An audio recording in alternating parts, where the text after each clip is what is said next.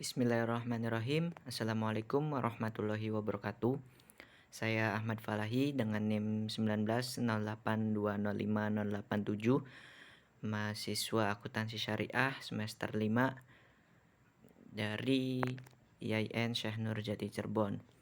Kali ini saya akan menjelaskan mengenai sistem pengendalian manajemen sektor publik.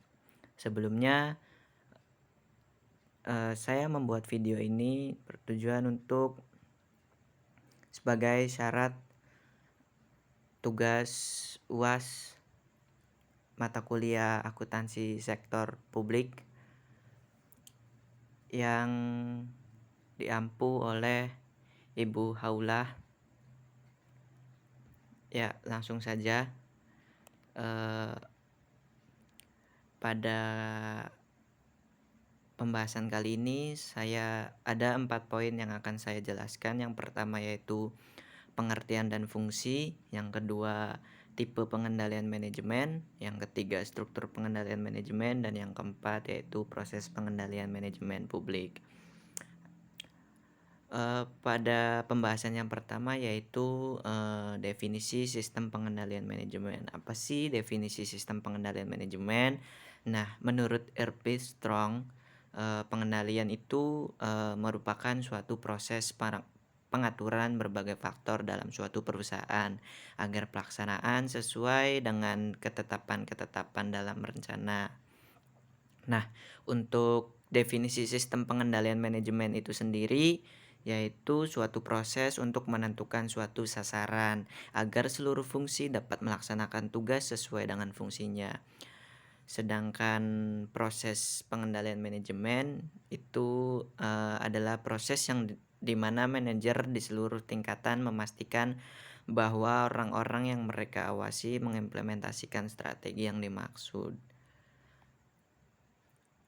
Kemudian yaitu ada fungsi pengendalian manajemen, ada beberapa fungsi. Yang pertama yaitu perencanaan, yang kedua koordinasi, ketiga komunikasi, keempat pengambilan keputusan, kelima memotivasi orang-orang dalam organisasi, keenam pengendalian, dan ketujuh penilaian kinerja. Di slide berikutnya yaitu kita masuk kepada pembahasan yang kedua, yaitu mengenai tipe-tipe pengendalian manajemen. Nah, tipe-tipe pengendalian manajemen ini ada 3. Yang pertama yaitu preventif. Bisa kita lihat bahwa bahwa di poin preventif ini yaitu prosesnya terkait dengan perumusan strategi dan perencanaan strategik yang dijabarkan dalam bentuk program-program. Kemudian yang kedua yaitu operasional, yaitu yang terkait dengan pengawasan pelaksanaan program yang telah ditetapkan melalui alur berupa anggaran. Yang ketiga yaitu tipe yang terakhir yaitu kinerja, yaitu berupa analisis evaluasi kinerja berdasarkan tolak ukur kinerja yang telah ditetapkan. Kemudian pembahasan yang ketiga yaitu ada struktur pengendalian manajemen. Ada beberapa struktur pengendalian manajemen. Yang pertama yaitu struktur organisasi. Struktur organisasi yang dipakai nantinya akan mempengaruhi pula rancangan pengendalian manajemennya. Yang kedua yaitu ada pendelegasian wewenang dan tanggung jawab, yang dimaksudkan untuk mempercepat proses pengembalian keputusan yang dapat dilakukan oleh manajer yang lebih rendah sesuai dengan batas wewenang yang dimilikinya.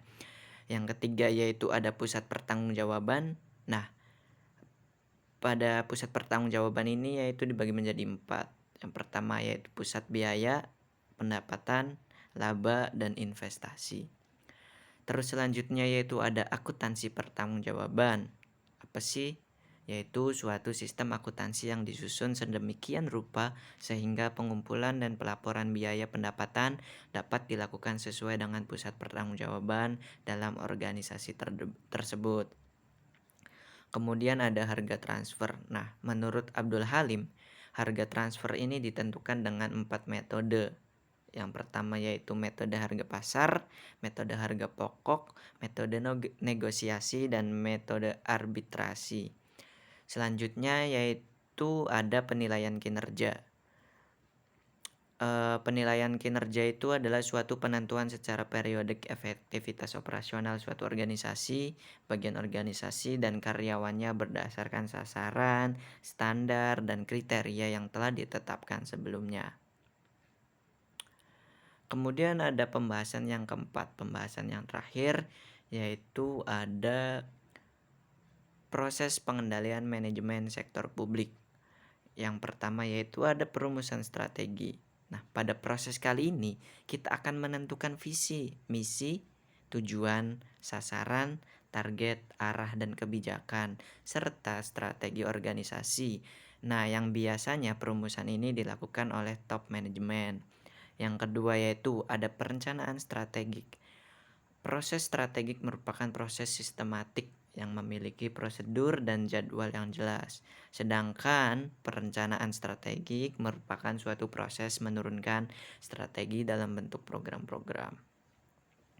Kemudian selanjutnya yaitu ada mengubah perencanaan strategik menjadi nyata. Perencanaan strategik ini perlu diimplementasikan dalam bentuk tindakan-tindakan yang konkret. Diperlukan hal-hal pendukung seperti struktur pendukung, proses dan praktek implementasi di lapangan dan juga kultur organisasi. Kemudian ada penganggaran. Nah, tahapan ini merupakan tahapan yang dominan. Prosesnya pada sektor publik memiliki karakteristik yang berbeda dengan sektor swasta. Kemudian yang terakhir ada penilaian kinerja. Pengendalian melalui penilaian kinerja ini dilakukan dengan cara menciptakan mekanisme reward dan punishment. Mungkin cukup sekian pembahasan dari saya, kurang lebihnya mohon maaf. Billahi taufiq wal hidayah. Wassalamualaikum warahmatullahi wabarakatuh.